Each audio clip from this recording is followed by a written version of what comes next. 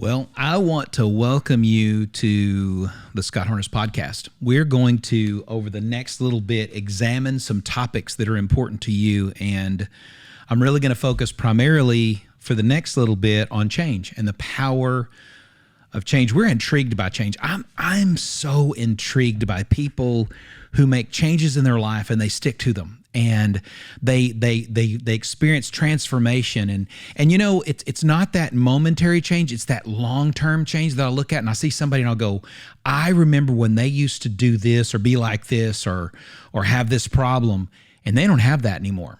They're completely different. And that is something that I'm intrigued by, and that's what we're going to look at. We're going to look at and examine the properties for change. And we're going to see if we can figure out what that needs to look like even in our own lives. That's today.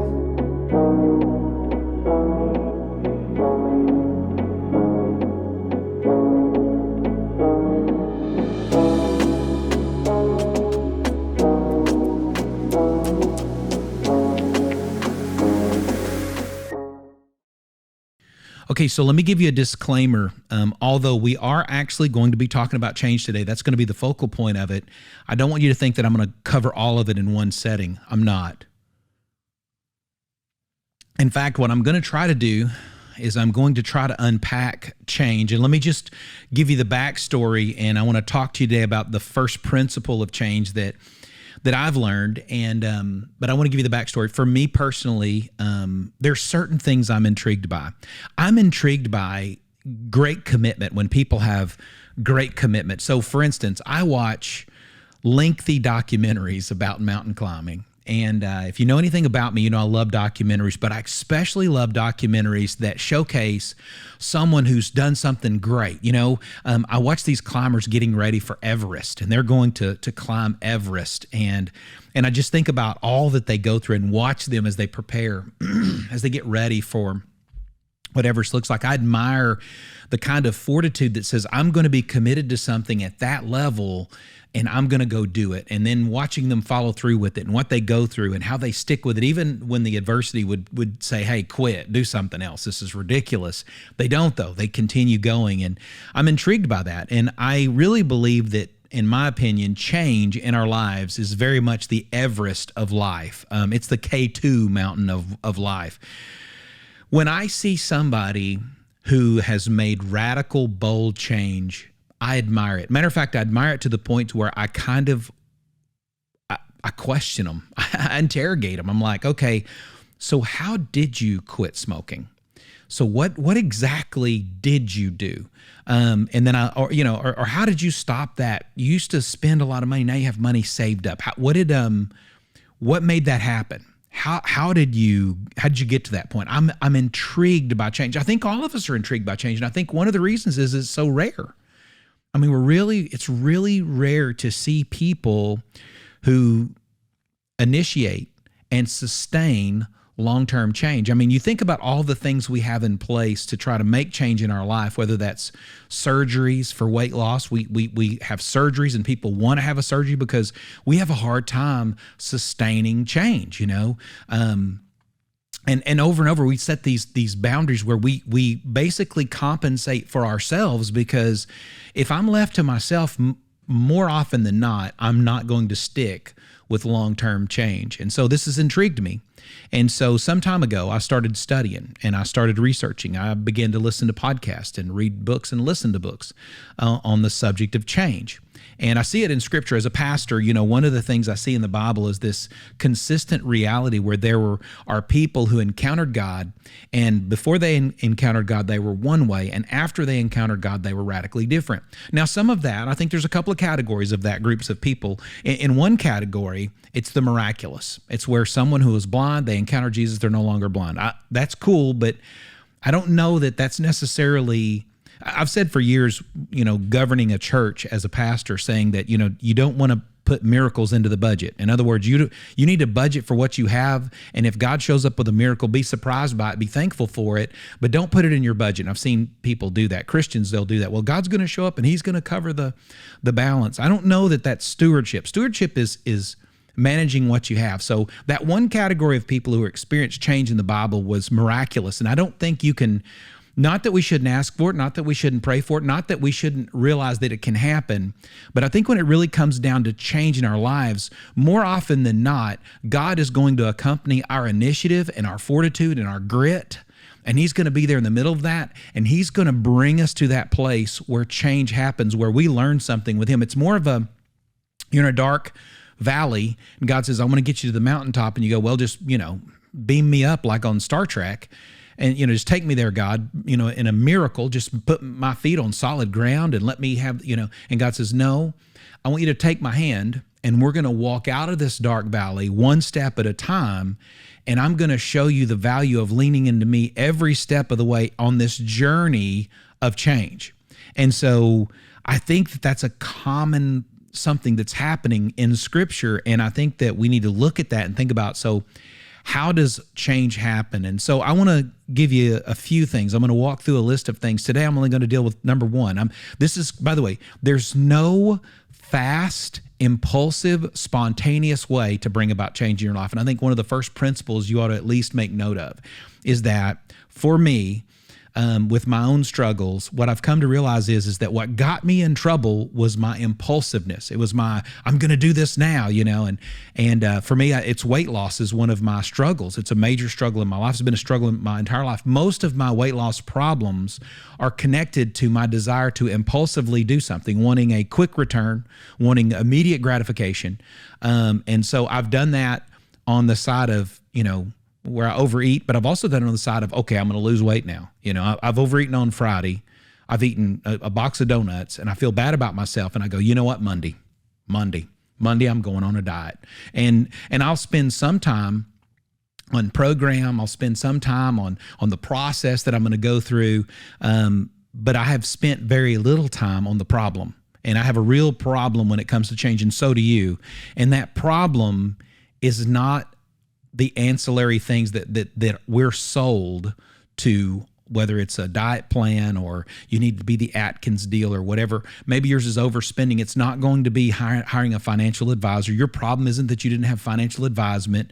If it's, let's say, drug use. Your problem with drug use isn't the drug. Maybe it's these harmful thoughts you have. Your problem with the harmful thoughts and the destructive thoughts that keep plaguing you, it's not the thoughts.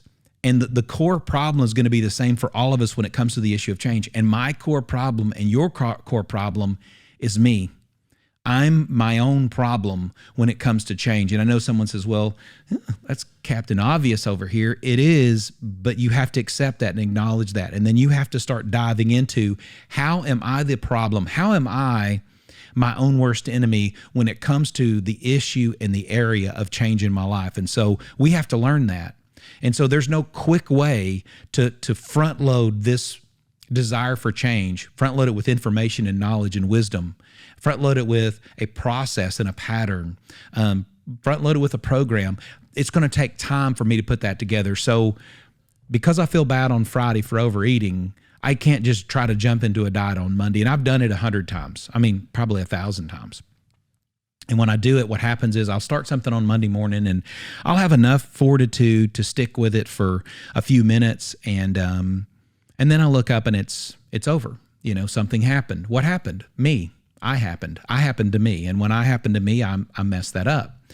So how are we going to bring in change? And so this was my journey. This is what I was looking at. How can we harness the power to change, not just for the moment, but to sustain it and experience the benefits of it to the point to where the change becomes who I am. I'm already changed. I mean, I experienced that change. I am living it. And I think that's an issue. And so I started reading, I started studying. I was looking at some of the scientific information on it. I read a book by a lady named Katie Milkman, and I'll have to look up the title for you, but she wrote a book, I think The Power of Change, or the Ability to Change, something like that. I listened to several podcasts on change, and I'll share that information with you. I'll put a link in the description to that stuff. But what I began to realize is that my biggest problem was me, and I needed to front load and prepare myself with wisdom and arm myself with knowledge so that when I took that leap, it wasn't an impulsive leap. It was a calculated, it was an intentional leap. It was not a leap at all. It was a decision. And I made that decision. There's a point in Scripture where Jesus is beside this pool of Bethsaida, and there's a paralyzed guy there, and he's talking to him. And Jesus has been healing people.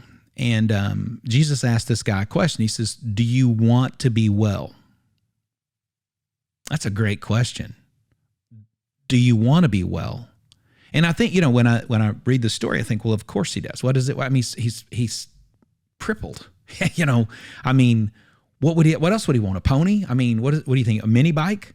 No, of course he wants to be well. But then I thought about it. I thought, wait a second. Sometimes in our stuckness, and I know that may not be a word, but sometimes in our stuckness, we're stuck because being stuck is very familiar to us. It's actually more comfortable being stuck. That's our go-to excuse. That's our crutch. That's our security blanket, if you will. And so sometimes the enemy and the obstacle to change is the first decision. And the decision is, do I want to be different? And I think sometimes we make the decision. This is a problem. Sometimes we make the decision to change, and we make the decision for change's sake. We know what we don't want to be doing anymore, but in reality, we don't really actually know what we want to be doing. What do I ultimately want? What about this stuck spot that I'm in do I hate? We can define that, but what will I love about being something different? And I think that is a key element as we begin to try to examine this is, do I really want to be well, and what does wellness look like, and why am I motivated to be well? And do I really want to be different? Because being well means I have responsibility. There's hard work. For me, losing weight meant that I couldn't eat everything that I wanted to. When I felt down or low or sad or happy, and it's a birthday party and a celebration, there's a big old chunk of cake there, I can't have it. Period. I just can't have it. When I don't feel good, I can't just go out to eat. When I'm tired, I don't grab something from the refrigerator. I'm going to have to exercise. That means I'm going to have to be out of breath. I'm going to have to work hard. I'm going to have to exercise. I'm going to have to, I've got responsibility now, and I've got things to keep up with. And when I no longer am, maybe I lost enough weight that I'm no longer interested in weight loss, I've got to hang on to that. And so those were responsibilities I was going to have to examine. And so I had to do what you're going to have to do if you're going to experience real change in your life. I had to make a decision. And that decision is, do I really want to change? And so that's the first step. I've got to front load this whole experience with some really critical, conscious decisions that I want to be different. And what does different look like? And why do I want to be different? Why do I want it different? If you have a spending problem, you're going to have to know more than just, I can't spend. See, so often we're trying to change our spending habits with a budget. A budget doesn't change your personality. It doesn't change your core motivation. And until you start addressing that core motivation of your life, you're never going to change the behavior. Do I want to change? Or do I like what I'm doing? Sometimes I have liked food more, and the security or the return or comfort or whatever joy that food gave me, I wanted that more in that moment than I wanted to be healthier and thinner. I just did. I didn't want to be better. So at that point, if Jesus had asked me, do you want to be healed? I would have, if I was honest, I would have said no.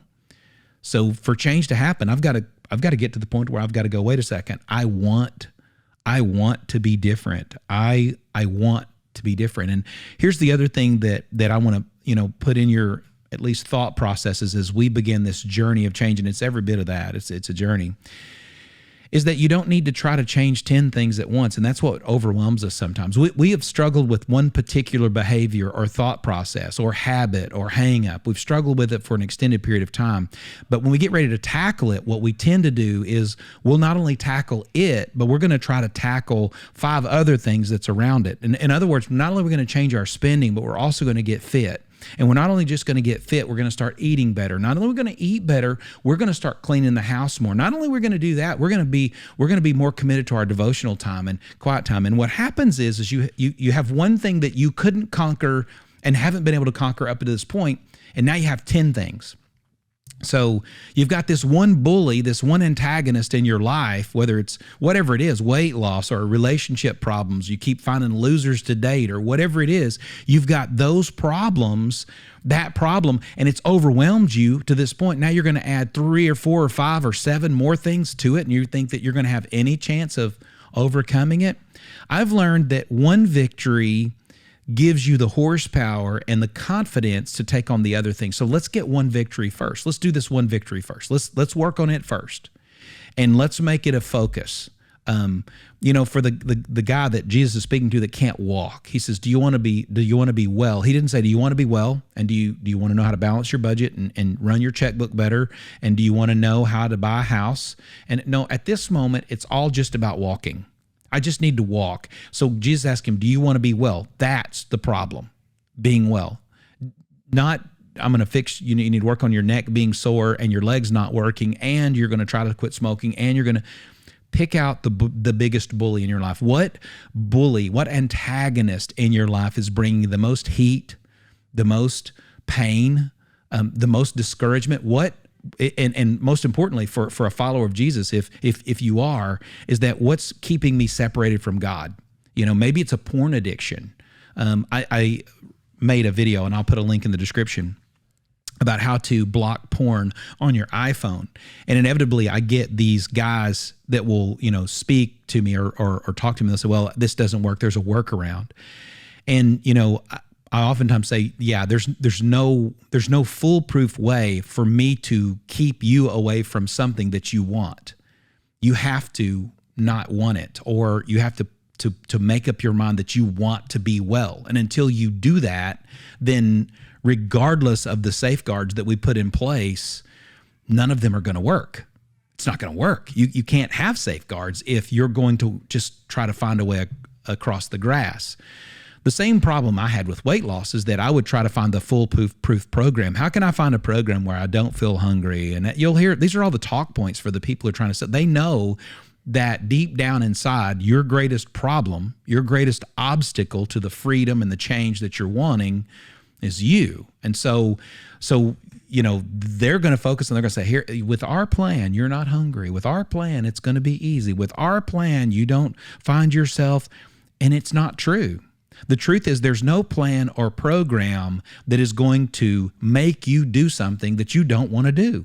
And so the fundamental question comes in, if we're going to start this process off right, is, do I want to change? And then when I answer that question, the second part of that is I have to visualize, what does change look like? And what makes me appreciate a life that's different than the one that I'm living? So let's just say, for instance, you're having relational trouble and you've got this, well, let's say you're married and your marriage is just a mess. What do you want? What does a healthy marriage look like? And what are the benefits of it? And do you want to get better? Because too often what happens is we blame everything else. We blame the program. We may blame our partner. We may blame our husband or wife. Well, the reason why we're not happy is because of you, honey. That's the reason why.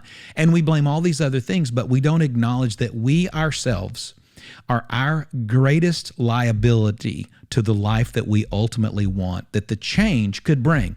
I'm the greatest liability and obstacle to the change. Change can't happen in spite of me. I have to want it.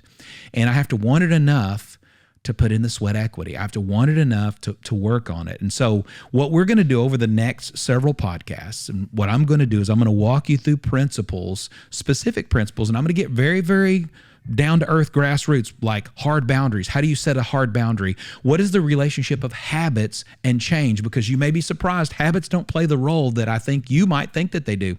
Soft boundaries, what does that look like? Accountability, how does accountability work? We're going to work through a multitude of things. I'm going to encourage you to stick with this and follow along, because what's going to happen is you're going to learn some things about yourself, and what's more is you're going to learn how you are going to be able to bring about change in your life. It may take a little longer to get started because you're going to have to do some work on the front end. You're not going to be able to start a diet on Monday. Instead, we're going to put the energy in on the front end, and I believe the more energy we put in the preparation phase for change, the greater your chances are for that change to be sustained. And that's what we want to get to, is sustained change. It's not about losing 10 pounds by the end of the month. It's not about, finding the right mate before the end of the year. It's not about, I'm going to put down the drugs and never do a drug again before Friday unless it's going to kill you. And then you may have to have some level of urgency with that. That is where it is different. Or I'm going to stop having these destructive thoughts, by Thursday. It's more about putting something in place that's sustainable. We want this to go long term. I don't want this to stop now. I want this to continue going. I don't want to start on Monday and by Wednesday already defeated. I want to start on Monday and 10 years from now look up and go, look at the sustained change that's in my life. That's worth more. It's worth more to take your time to get the right foundation laid so that this continues than it is to start something only to look up that it's over with right away. I'm going to encourage you to like and subscribe. I'm going to put some information and links in the description that you can use to find where some of this information is and start the process of you reading. You're not going to use everything I talk about. You're going to use some of it. You're not going to use all of it exactly the way that I have presented it. You may modify some of this stuff, but here's what's going to happen. What's going to happen, though, is that you're going to use pieces of it, and you're going to begin to build this incredibly strong plan for change that is going to overcome the biggest obstacle of any change in your life, and that's you. We're going to fortify ourselves against ourselves so that my base nature, I don't go back to that default setting only a couple days into it. We're going to sustain change, and this is going to be a journey. We're going to do it together. We're going to learn more. We're going to continue to fan the flame of change in our life, and we're going to get to reap the benefits of it in the long term. So like and subscribe. Click that bell. If you have comments or questions, put them on the comment section. I answer all of those personally. I'm going to have some information for you that you're going to be able to receive as we go along. But for right now, I'm going to have some links in the description that you probably want to look at and investigate. So they may help you out. But until next time, I pray for you. I pray that you will harness the power of change that God has given you in your life, and you get a chance to experience a life that you have only dreamed of. See you next time.